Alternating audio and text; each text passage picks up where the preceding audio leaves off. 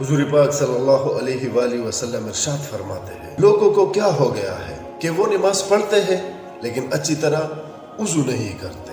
حدیث حوالہ مشکات، حدیث نمبر 295۔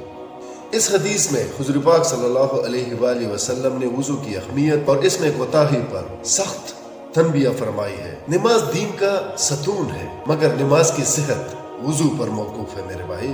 اگر وضو صحیح نہ ہونا تو نماز بھی صحیح نہیں، چاہے ظاہری طور پر انسان نماز پڑھتا ہوا ہی کیوں نہ نظر آئے۔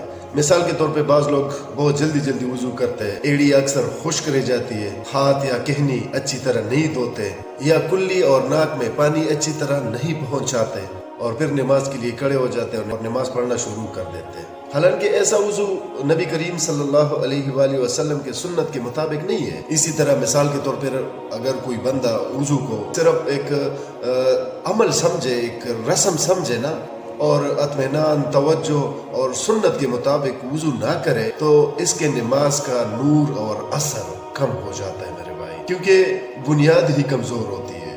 میرے بھائیو، یہ حدیث ہمیں یہ سبق دیتی ہے کہ عبادت میں ظاہری عمل کے ساتھ درست طریقہ بھی ضروری ہے۔ ہر مومن کو چاہیے کہ وضو کو سنجیدگی، مکمل توجہ اور سنت کے مطابق کرے، کیونکہ میرے بھائی اچھی نماز کی کنجی اچھا وضو ہی ہے۔ والسلام۔